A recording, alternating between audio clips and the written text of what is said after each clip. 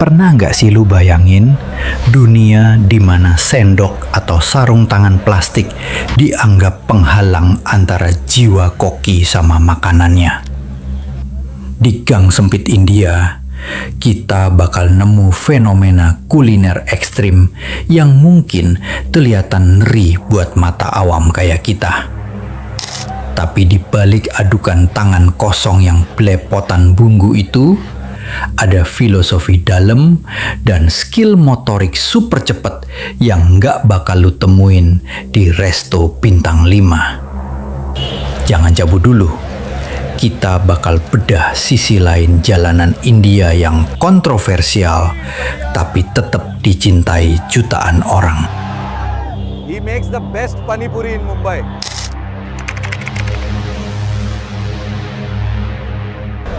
Dunia street food India itu panggung di mana tangan manusia jadi alat musik utama buat mainin simfoni rasa di atas wajan besi. Buat para pedagang, pakai tangan kosong bukan cuma masalah praktis, tapi warisan budaya turun-temurun dari nenek moyang mereka. Ada kepercayaan kalau energi manusia ngalir langsung ke masakan pas kulit bersentuhan sama rempah, bikin rasa otentik yang khas. Inilah alasan kenapa tradisi ini tetap bertahan kuat banget meski zaman udah berubah makin modern dan serba steril. Speed tangan para penjual ini beneran ada di level beda kalau lu bandingin sama koki rumahan biasa. Bayangin aja penjual panipuri yang bisa ngisi kentang, nyiram air asam, terus nyajiin ke lu cuma dalam hitungan detik tanpa jeda. Gerakan lincah ini terjadi otomatis, kayak mesin yang udah diprogram rapi. Padahal mereka ngelakuinnya sambil asik ngobrol. Kecepatan luar biasa inilah yang sering bikin turis asing melongo dan terpaku ngeliat aksi mereka yang lincah banget di pinggir jalanan yang super padat. Tapi di balik aksi cepat itu, muncul debat soal standar kebersihan yang sering jadi bahan gorengan di medsos. Banyak netizen ngeri ngeliat gimana keringat mungkin aja ikut campur ke dalam adonan yang diaduk bertenaga itu. Meskipun gitu, antrean pembeli di depan gerobak mereka tetap aja membludak tiap hari tanpa rasa takut bakal sakit perut. Ini jadi kontradiksi menarik antara standar kesehatan modern sama realitas gaya hidup lokal yang emang udah terbiasa sama kondisi lingkungan yang sangat ekstrim ini. Filosofi tangan adalah alat terbaik gak cuma berlaku di jalanan, tapi ngeresap sampai ke tradisi makan keluarga di rumah mereka. Mereka nganggep nyentuh makanan langsung bisa bantu lidah menali tekstur sama suhu sebelum masuk ke mulut lu.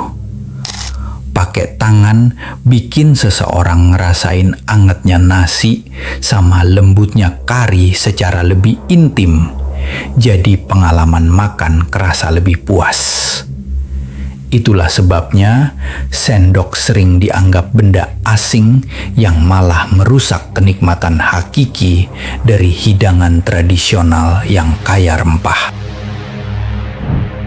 Pas lu lihat penjual ngaduk bumbu pakai tangan telanjang, sebenarnya lu lagi lihat ritual kuno yang bertahan di tengah gempuran modernitas.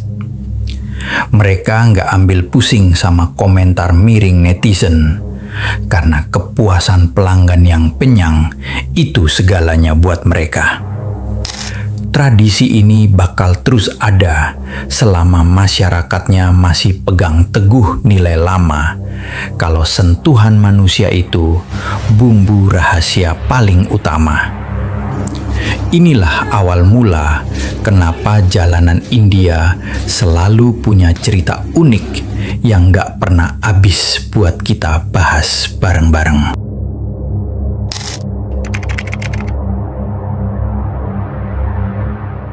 Alasan teknis kenapa mereka pakai tangan kosong itu karena tekstur makanan India yang kompleks dan butuh perasaan peka. Ngaduk adonan tepung atau ngeremes kentang rebus bakal jauh lebih maksimal kalau lu lakuin pakai tekanan telapak tangan langsung. Alat mekanis dianggap kurang bisa kasih hasil presisi karena nggak bisa ngerasain gumpalan kecil yang harusnya dihalusin. Itulah sebabnya hasil masakan mereka punya konsistensi unik yang susah banget ditiru sama mesin otomatis manapun di pabrik makanan. Bumbu rempah India itu macam-macam banget. Dari kunyit yang warnanya kuning pekat sampai bubuk cabai yang nyengat banget di kulit. Para pedagang ini seolah punya kulit kebal sama rasa panas yang ditimbulkan bumbu tajam itu tiap harinya. Tangan mereka sering berubah warna jadi kuning atau kemerahan permanen karena tiap saat kena cairan rempah kental. Hal ini jadi tanda pengenal buat mereka sebagai pejuang rasa yang udah ngabisin waktu puluhan tahun di balik meja dagangan sederhana yang legendaris itu. Visual proses ngaduk bumbu ini emang goda mata, sekaligus micu adrenalin buat siapapun yang baru pertama kali lihat. Cairan yang muncrat sama tangan yang masuk ke dalam wadah besar berisi kuah kental nyiptain estetika yang bener-bener raw. Buat penikmat konten visual, momen kayak gini yang paling dicari karena ngasih kesan nyata tanpa ada yang ditutup-tutupin. Gak ada rekayasa atau pencitraan di sini. Semuanya ditampilin apa adanya pas mereka lagi ngelayanin pelanggan yang datang silih berganti. Meski kelihatan berantakan, tiap gerakan tangan mereka sebenarnya punya pola teratur yang udah terasah jam terbang tinggi. Mereka tahu kapan harus neken kuat dan kapan harus belai bahan makanan biar nggak hancur berantakan pas ditaruh di piring lu. Keahlian ini hasil proses belajar bertahun-tahun yang diajarin orang tua mereka dari kecil. Jadi, apa yang lu lihat sebagai kekacauan sebenarnya adalah tarian kuliner penuh perhitungan teknis yang matang banget bagi para pelakunya yang tiap hari ada di lapangan.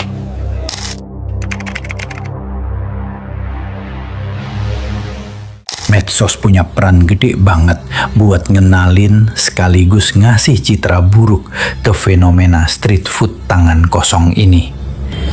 Video yang nunjukin sisi kurang higienis sering dapet jutaan views sama ribuan komen pedas dari netizen seluruh dunia. Banyak orang dari budaya luar yang ngerasa jijik dan sumpah gak bakal mau nyobain makanan itu seumur hidup. Tapi uniknya, kepopuleran video itu justru bikin orang makin penasaran buat datang langsung dan buktiin sendiri kehebohan yang lagi viral di internet tersebut. Fenomena ini nyiptain jenis pariwisata baru, yaitu extreme food vlogging, di mana kreator sengaja nyari penjual paling kontroversial. Mereka pengen nangkep ekspresi wajah pas nyobain makanan yang prosesnya dianggap nggak masuk akal buat standar kebersihan umum.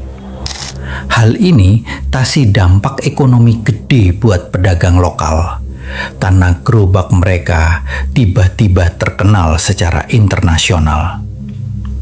Meski dihujat di dunia maya, nyatanya banyak orang tetap tertantang buat nyicipin langsung rasa masakan tangan kosong yang ikonik itu.